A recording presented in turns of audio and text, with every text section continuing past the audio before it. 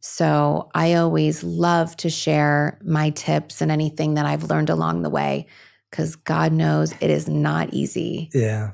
Like parenting is so hard. Family dynamics, relationships, it is so hard.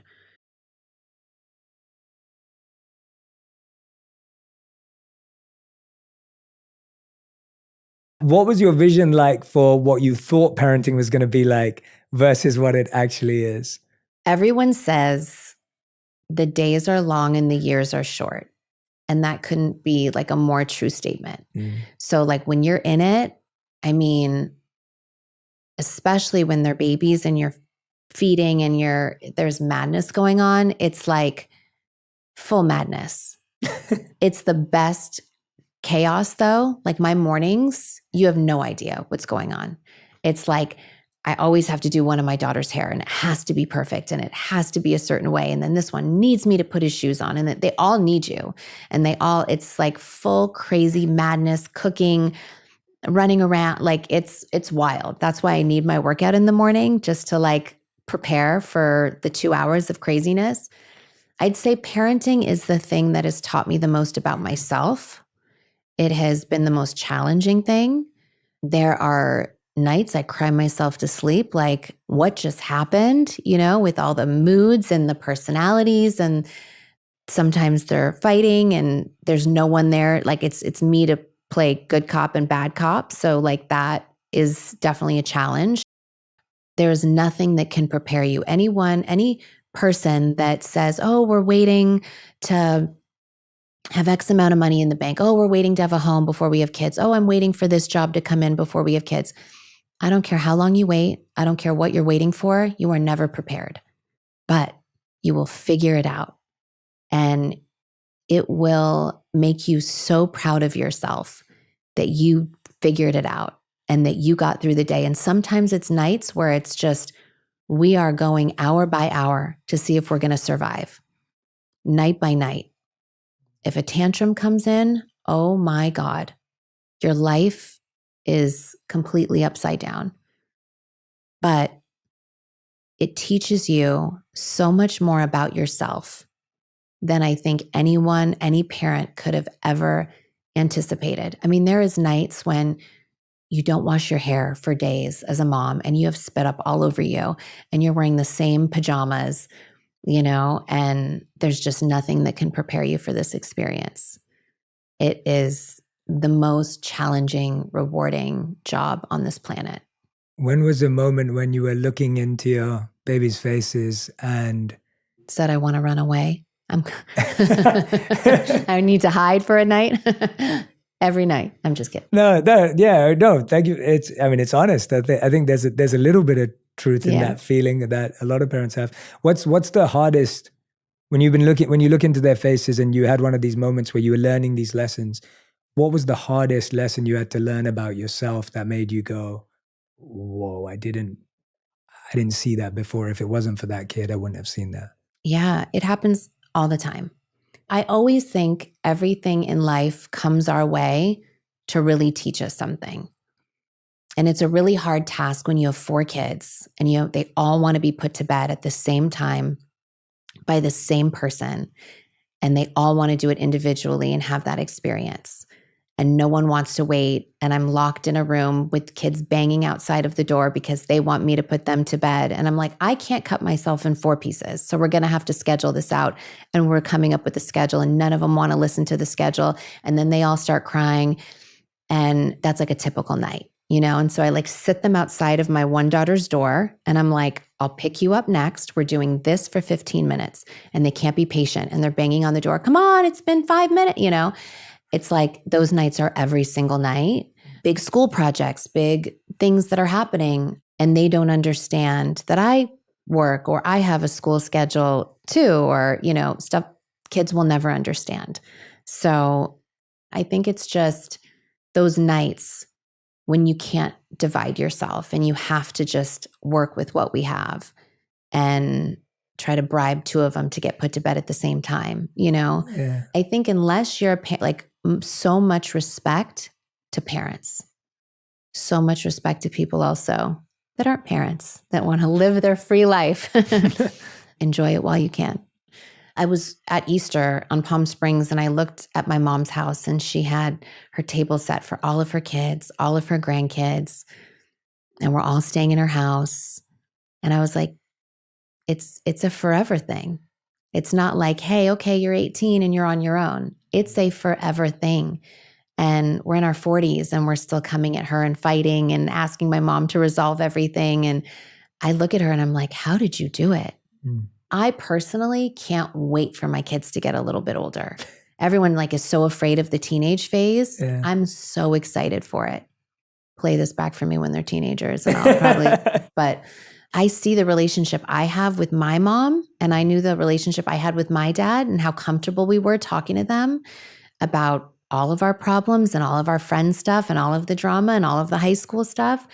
And even the stuff I talk to my mom about now and how open I am about life and relationships and how close we are. Even if we didn't get it as a kid, I can look at her now and say, I get it. As a mom now, as an adult now, I know why you made those decisions. And I love having that relationship. And that is why I wanted to have 4 kids. I saw my mom, and my dad had 4 together before she had my 2 little sisters. And I loved the big family. And I always knew I wanted to have 4 kids. And I just love so much our relationship with her and my grandma. And I just can't wait to have that with my kids. I can't wait till they're old enough to understand so much that I can never explain to them now that they'll get one day and we can laugh about it. That's so beautiful. Yeah, you reminded me of a beautiful old saying that says, the day you realize your parents were right, your kids are telling you that you're wrong. Mm-hmm. So true. Yeah, and it's like that idea of just when you're a little boy, you like adore your mom. At least I did up until like 13 years old. Then you become a teenager and you think you're too cool for your mom. Yeah. And then in my 20s. You're always back. Yeah. And then, I have like contracts with my sons. I'm like, you're never going to leave me. We always have to be besties. You're never going to be too cool for me. And they always say yes. Yeah. I'm like, you can live with me in your 20s, your 30s, never move out. They said, okay. They've signed the contract? Yeah. Yeah. And they have no idea. They'll breach it. Yeah. But it'll be okay. Yeah, you won't sue them. Yeah. No. But I wonder how in your position, like, what you just described is what so many people go through. And like you said, it's so hard for them to experience that. But when you're explaining things like the paparazzi, or like you were saying that when you're in Japan, like you didn't have that experience and that was so nice for the kids. Like, how do you walk them through the nuances of the life that you lead? And I'm guessing a lot of their friends also have similar lives, but I'm sure they have some friends who don't have parents like yourselves. And so how do you help them reconcile, or what are the kind of things that you talk about with them, or what can they understand at this age? And what are you like, well, that's just going to have to wait? I'll talk to my kids about anything they want to ask me about. I am so open and honest with my kids. I think that's the only way to be. And it could be things that they might not understand, and I'll wait to find the appropriate time to talk about it. I think they grew up seeing the cameras and they grew up seeing that even as babies. We'd walk out and there'd be paparazzi. So it's not really something that they acknowledge a lot.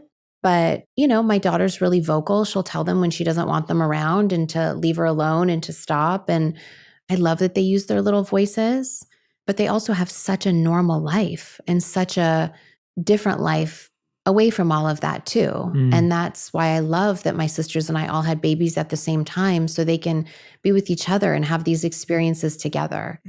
Absolutely. What's the biggest lesson you learned from your mom that you're trying to pass on to the kids? I think just how she makes people feel really heard and welcomed. She really is the most warm, welcoming person. And it's just like her overall, it seems superficial, but it's not. Like her party planning skills, it's not even that. It's just the welcomingness of, I don't even know if these are words I'm saying, but like just her ability to be so warm and to make everyone feel like they were invited here. I'm going to create this like special Easter dinner with like the things on the table, that she had when we were growing up at my dad's house. Like she just has all this like really special, nostalgic stuff around all the time and always tries to make everyone feel so special, but with like a gathering so that everyone feels comfortable and can hang around. Like she just loves people in her space and loves to create these memories. And I think that we all got that from her, and we will all, if I can just pass that on to my kids, just the experiences that we have as a family, whether we're just sitting in our pajamas and hanging out, we make the time to be together. And I hope that my kids want to make the time to be together when they grow up with their cousins and their aunts and just the whole family. I'm sure they will. Yeah, I think they will too. Yeah, I think you've managed to hold on to it in your entire generation. And so they see that. I think kids mirror so much of what they see around them. And I remember when I met my wife, her grandma is her favorite human on the planet. And it's really interesting how when someone you love, you know who their favorite human is. Yeah. You automatically start loving them. Yeah. And I wasn't really close to my grandparents, but I'm closer to Radhi's grandma than I am to my own grandparents, because that's so you cute. see your love for the person that you love. And so I think when your kids see the love that you have for your sisters and your cousins and your aunts and uncles and parents. If only all my kids can love their siblings, that would be amazing. They're in a fighting phase. Yeah. Yeah. Did you, and you guys went through that phase, I'm we sure. We went through it too, yeah. Oh my God. It's still going on. The fist fight, still going on. Never ending. That's never going to stop.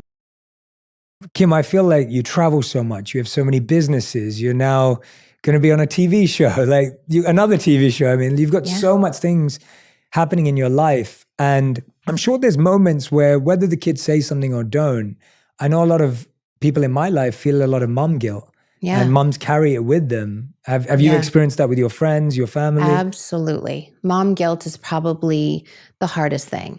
I think that you have to also separate, though, and understand that you need your own bit of sanity. So you have to do what makes you happy. You have to, if working, for me, I love working, so that makes me happy. Anytime I think something's really hard, I dive into work. Or if there's challenges, I love to dive into my work, and that's a bit of my therapy and my routine to keep me going. But I think, I have chats with my girlfriends when our kids are having tantrums and there could be things going on that we don't even know about. And you feel like you're the worst mom if something's going on and you can't fix it. You have no idea how to change it. Your kids are fighting, whatever it is. And my friends and I will text each other and be in tears, literally locking ourselves in the room, away from a kid having a tantrum, when that's not what you should do. You should go and lean into them. But sometimes it's so overwhelming. That was probably the only time I'd be hard on myself is, am I a good mom? I try to do everything. And I think how to balance work with that is when you're home, being really present. Kids, all they want is time. Mm-hmm. They just want your time. Yeah. You can give them all these amazing big experiences and they'll remember them and they're great, but they'll always remember you being present. Mm-hmm. And I think that's just the most important thing in all of your relationships. Think about what a kid wants. A kid just wants your time. So why wouldn't everyone else? You have to kind of treat everyone like that if you want these meaningful relationships in your life. And you have to be present. And it's okay to feel like you are not 100% at being the best mom. I say this all the time. There's no manual. They do not come with a manual. Everyone's doing the best that they can. And I just feel so lucky that I have a good group of girlfriends, and all of our kids are experiencing different things imagine all the things that a divorce, everything that they have to go through. We're okay. They will be okay. And they will feel the love and support, and that's all you can do. It'll be okay. And I'm sure that's hard for you, because you were saying that you're so competitive with yourself. You want to be the best at everything. Yeah. But I feel like being the best mom must be the hardest thing to ever live up to. Absolutely. And I'm very confident. So every year I write each one of my kids about a 4 or 5 page letter on their birthday about what the year was like, who their friends are, silly words they're saying, their favorite foods, all the silly things that they do, and a little journey of what the year is like. And it's so fun to see from the first year, now, one of them almost 10 years old, and I know that they'll appreciate this. I know that they'll appreciate everything that they might have thought I was being a little harsh on, me protecting them. I know that they'll get it because I got it with my mom and I know they'll get it with me. You've reminded me of something beautiful that I want to share so my mom and dad were both immigrants in London, which is where I was born and raised. And both my parents worked ever since I was a kid. And so I'd get dropped to daycare, get picked up in the evening. But what I remember is something you said. My mom would come and pick me up. And I still remember the look on her face when she'd pick me up. She'd have this big smile. She'd give me the biggest hug. She'd take me home. And we'd sit down together while she was cooking and we'd just talk to each other. And it's almost like I never had a lot of time with my parents growing up, but I felt so much presence. And I honestly believe today that I have so much love to give because my mom infused me with love. Like my mom just bathed me in so much love. Totally. That it's so easy for me to be loving because I've always had infinite amounts of it from my mom. That's the best. Yeah. I couldn't imagine. I love on my kids so hard. They are so annoyed with me and I love it. What I find genuinely inspiring about you and the way you think and focus is that you want to be this incredible mom, but you also want to show the kids what a passionate, purpose-driven person looks like. Yeah. And I think we forget that that's also parenting. Like, I'm not a parent, but I can honestly say it that when I saw my mom working late at night and waking up early in the morning, I look back at my mom and I think my mom is a superwoman. Yeah. And I look back at that as inspiration. I hope my kids think that of me one day. They will because they'll see that. And I think same with my dad. Like I saw my dad and how much he had to work. And there was something powerful about that. I think I always like to show them, like I drop my kids off at school and then I have 2 or 3 hours of law school. So I got to go. I'm on time because I have my school and they have been on the journey with me. They saw me take the bar exam. They saw me open my results and not pass multiple times. They saw me open up the results and pass and I was crying and they felt my hard work and it paid off. I want to show them that finding a passion and working to me is something I love to do. And there's so much joy in that for me. And I want them to feel that positive experience. And I encourage that from them. Like I want to just show them as many positive experiences as I can and show them that, you can work hard and you can love it. And I just try to live my life and be a good example for them. I think it comes through. And I do believe that. Like when I look back at my parents, all I can do is appreciate my mom. Like all I can do. I hope they do. Sometimes they tell me I'm the meanest mom in the world because I won't buy them Roblox every day. It's like, I'm like, it's okay. I could be the meanest mom in the world. Yeah. Well, I think that's what moms do. Moms are willing to be anything their kids need them to be, even if it's that for a short period of time. Yeah. What is the best advice you've ever received or heard? Something that I've learned about time is just that we never have enough of time. So really be present and make the most of your relationships because we're not here very long and we have one life. Was there a moment that made you realize that or something that happened that made you realize that? I mean, I think when you lose a parent, you're always really mindful of time. And my mom talks about it all the time. I think she's like probably the one thing in life she's scared about, and keeps her up at night sometimes. So just making sure that you make the most of everything because it'll go by so fast. Mm-hmm.